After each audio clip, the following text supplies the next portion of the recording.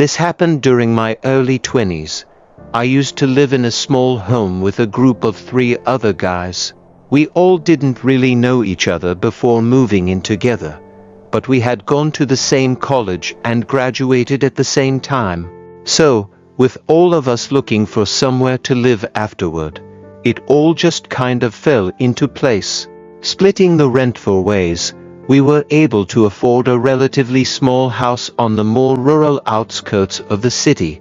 Everything closer was a bit too expensive. All went well for the first 9-ish months, but pretty suddenly 2 of the guys decided to move out, leaving just me and KJ. Unfortunately, KJ was the only one of the 3 that I didn't really talk to that much.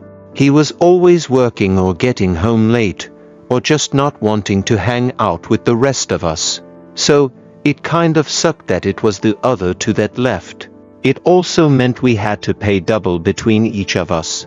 This wasn't something we could keep up, and agreed that, at the end of the lease in 3 months, we would go our separate ways and leave the house. For the first month after the 2 left, it became really apparent how absent KJ was. All my days off, I was often at home just chilling all day and night by myself, which was very different from when the other 2 lived here. I didn't care too much. If anything, it was great having the place all alone. But I did think it was odd he was out for so long all the time. He only worked part-time in the mornings, but I figured he must have been out with friends all night every night. However, one night I happened to stay up a little later than usual. I was sitting in my room, and it was maybe about 1 a.m. when I saw headlights shine through my window pulling down the gravel driveway when I heard the front door open. I got up and for some reason felt like saying hi just to keep things from getting too distant and awkward between us. I opened my bedroom door, but was kind of startled as I heard his footsteps begin rushing down the hallway. When I stuck my head out, he jumped like I'd caught him in the act of something.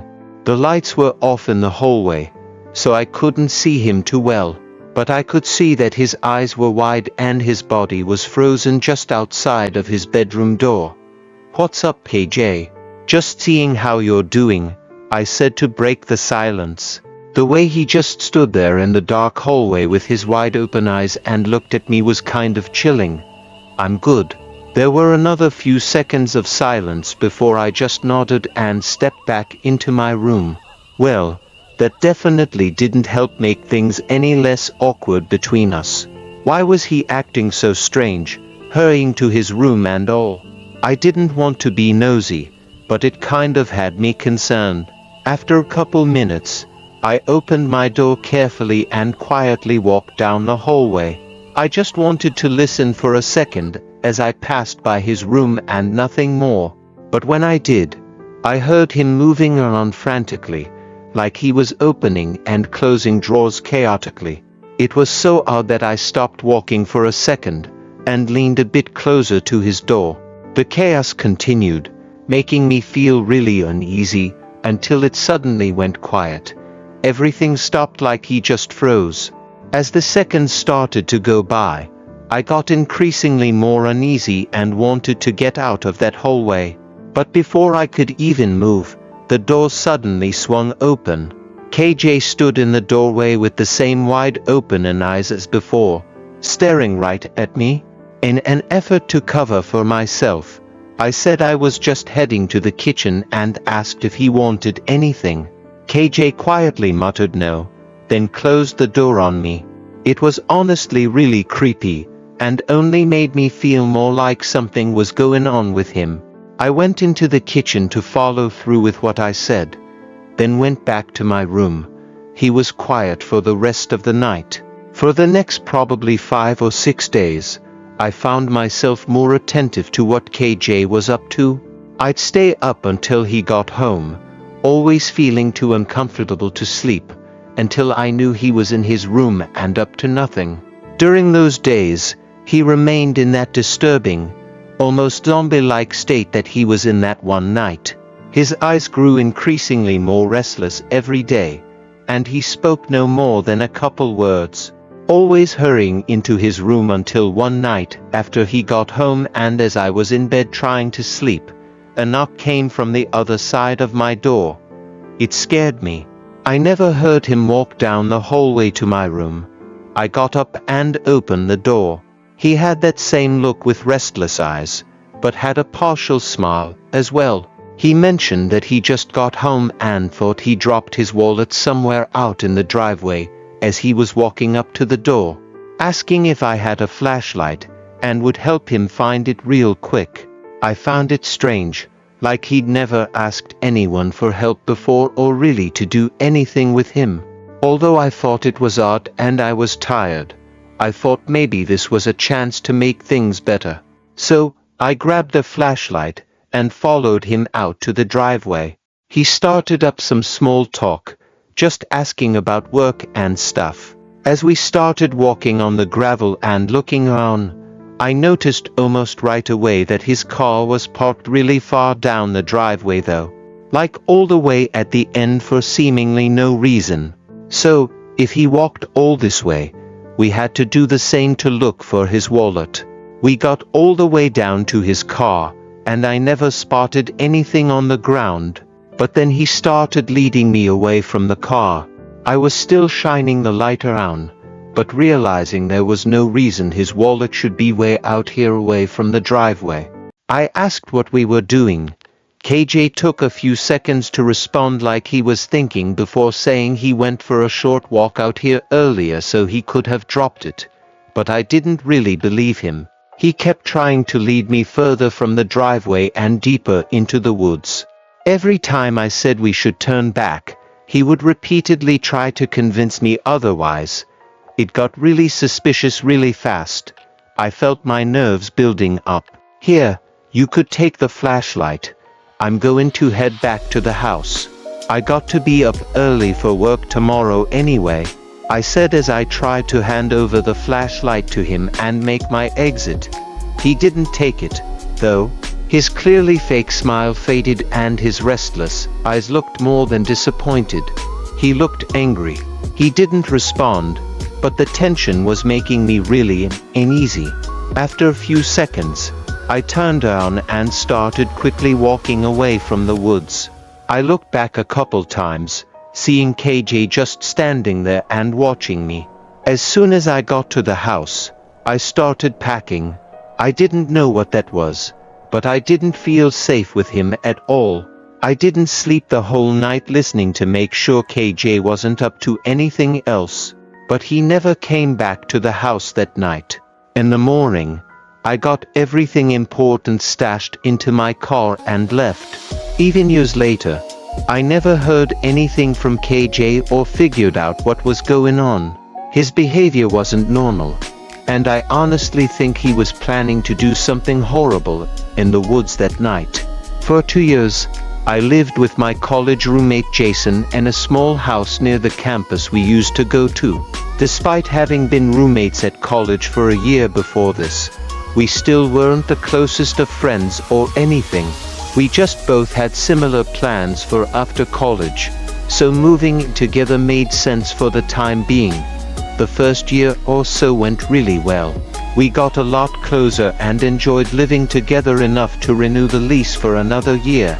This happened in June, 2 months after renewing the lease. After a normal late night at work, I got home and talked to Jason for a while. Then we both called it a night and went to bed.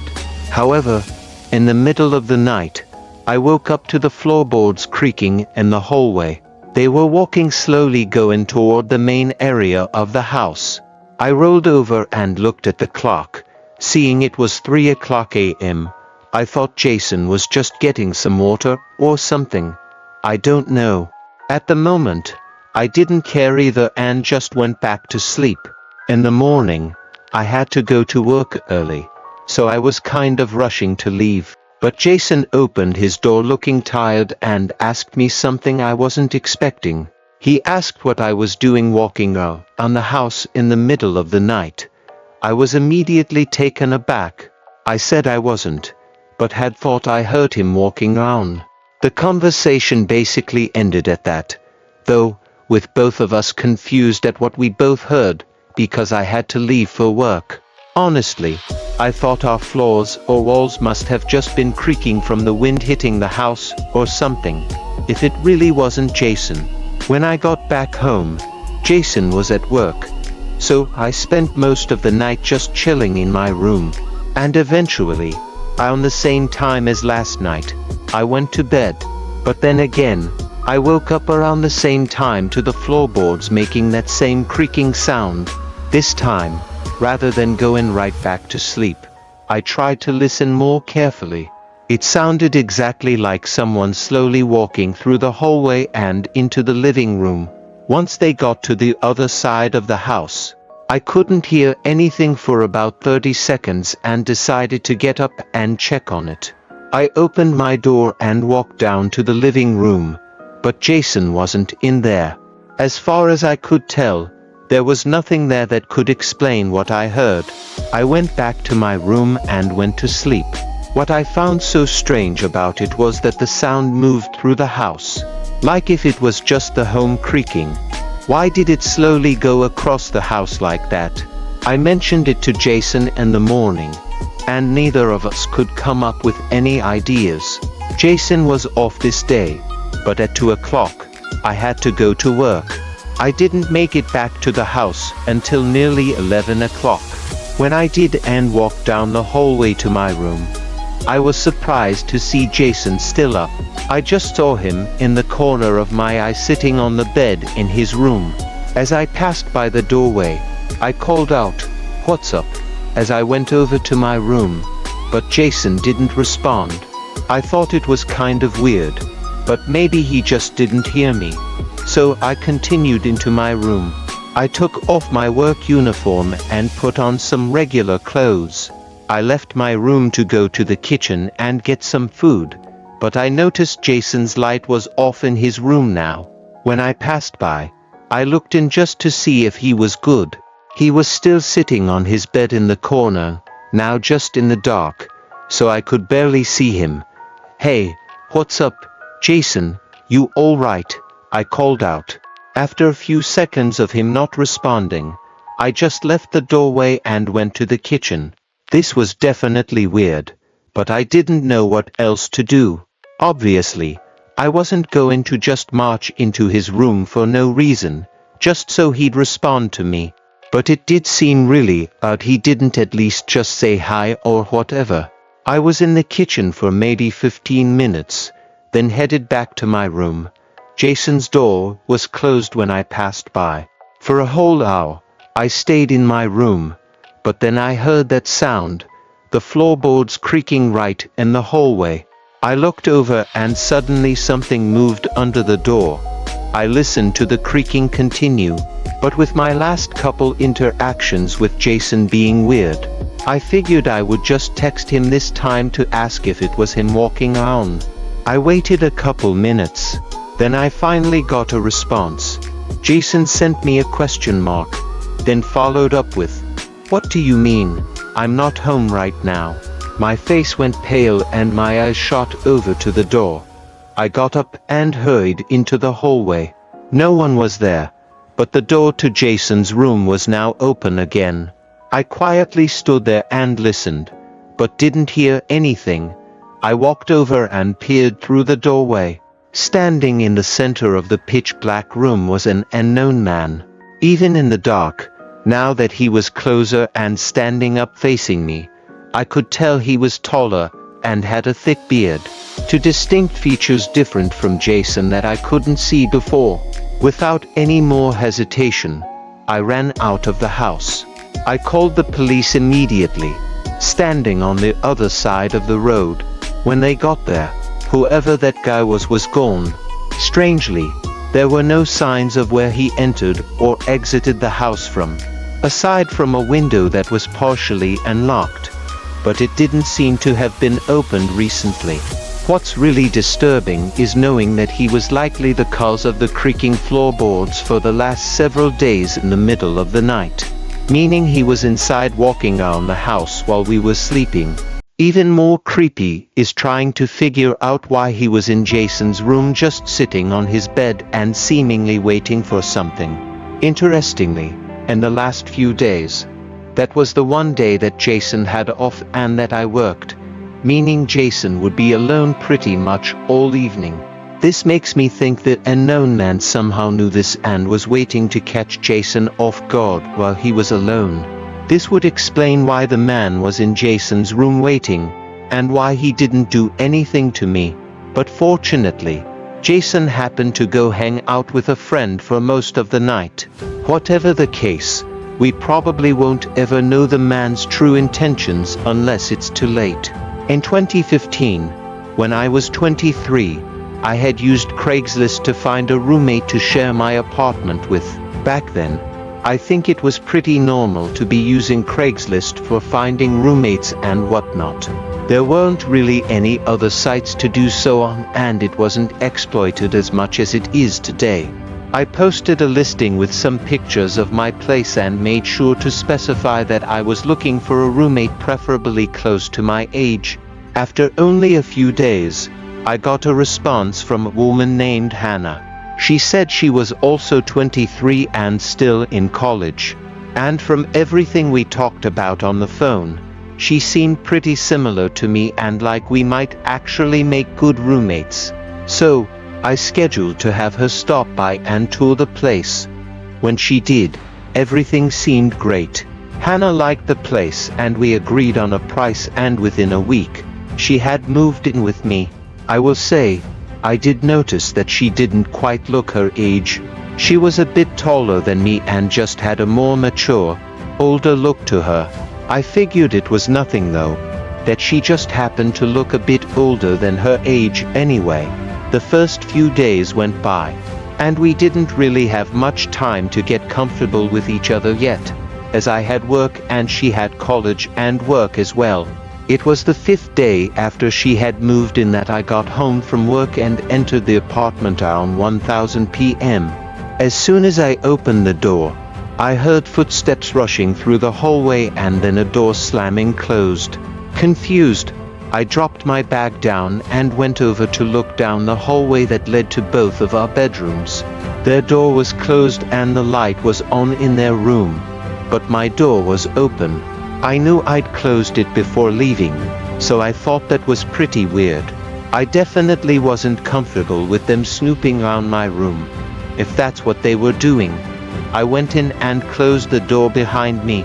After checking around, nothing looked out of place or like it had been looked through, so I figured it was nothing and just went on with my night.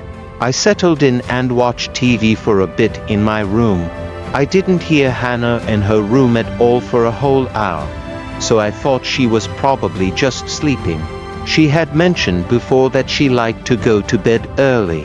However, while watching TV, I happened to glance at my bedroom door just out of habit. But I noticed something weird. There was a shadow under the crack in the doorway. She was standing behind my door. She wasn't moving. How long had she been standing there for? Hannah. They still didn't move. I called out again. Hannah, are you out there? Several quiet seconds passed until the shadow slowly moved, leaving from behind the door and walking down the hallway. I heard her bedroom door slam shut behind her. That got my heart pumping for a moment. What was she doing? I locked my door after that and stayed up just a bit later than usual, but eventually went to bed.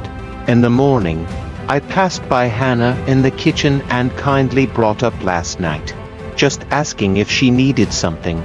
She smiled and said everything was good, ending the conversation right there. It was odd for sure, but I just moved on, not wanting to make things bad between us so soon into her moving in. Hannah left soon after, and a few hours later, I went to work. I got home around the same time as last night, about 10:30, walking into a quiet and dark apartment. All the lights were off, even in her room, so I assumed she had already gone to bed. I quietly walked into my bedroom and closed the door, trying not to wake her. After a short FaceTime with one of my friends, I got in the shower to wind down for the night, planning to go to bed right after. While I was in there, I could have sworn I heard something from outside my room. I even lowered the water pressure for a second to listen, but not hearing anything else, I continued my shower, as usual. Once I was done, I got out and dried off, but when I looked out the doorway into my room, the door to the hallway was open.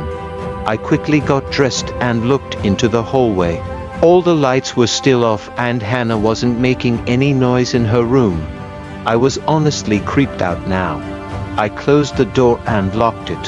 What's really odd is that I was almost sure that I'd unconsciously locked the door when I got home and went into my room. Obviously, now I assumed I just forgotten to, but definitely wasn't going to forget anymore. But why did she even open my door in the first place? Did she even open my door? The whole place was still dark and quiet, as if she never left her room and was just sleeping. What the hell was going on? I stayed up for another hour trying to watch TV and calm down, but still pretty shaken by what was happening. I just didn't know Hannah enough to really understand any of this or know what to do. I kept trying to convince myself it was something harmless, like she tried to come in to ask me something but saw I was in the shower and just left. But that still doesn't explain any of the other things that have happened. After that hour, I knew I had to get some sleep, so I shut everything off, crawled into my bed, and closed my eyes. It felt as though as soon as I closed my eyes, I opened them back up, knowing that I'd fallen asleep, but only for a short amount of time. Unsure why I'd woken up, I rolled over and looked around. The room was pitch black and the apartment was quiet. Not even any noise from the neighbors, just the silent creaking of the old building. But through the dark, I could tell that the door to my room was cracked open. Maybe just a few inches. But that didn't change how instantly terrifying it was. I knew without a doubt I'd locked it this time. And even creepier, I never heard it open. "Hannah," I called out in a soft voice. The silence of the place almost felt like it was getting louder, making me more nervous as the seconds passed. I sat up. I was just staring at the crack in the door, focused on the darkness between it, feeling like someone was watching me through it. But as my eyes adjusted to the dark, I looked around the room again. In the corner, I could see her figure standing near my wardrobe. She didn't move or speak, just faced me and stood in the dark. As each second passed, I felt my heart beating faster and faster, until she suddenly took a step forward. I still couldn't really see her well, but I could make out the general outline of her face, and she had this blank dead stare like she was looking through me. She took another step, then suddenly ran across the room and into the hallway. A second later, I heard her bedroom door slam shut. After a moment, I grabbed my phone and car keys, then sprinted to the front door and exited the building. I know she technically did nothing to me, but I was absolutely horrified. I didn't even want to stay in the parking lot, worried she'd run out looking for me. I drove to a nearby neighborhood and parked, then called the police, hoping to figure out what was going on with the safety of officers on. It took about 15 minutes for the police to make it to the apartment. By then, Hannah was gone, like took most of her belongings and just vanished. It was then as we tried to contact her and figure out who she was that we realized all the information I had on her was fabricated. Even her name didn't match up and her phone number was for a prepaid burner phone. It had no name or identity attached to it. Like I said, this was in 2015, so even a decade later, I've never heard from or seen her again. Which makes me think she likely had some really disturbing intentions, had I stayed roommates with her any longer. There's a lot of questions and basically no answers. After that, I moved apartments, worried that the woman might come back when I least expect it.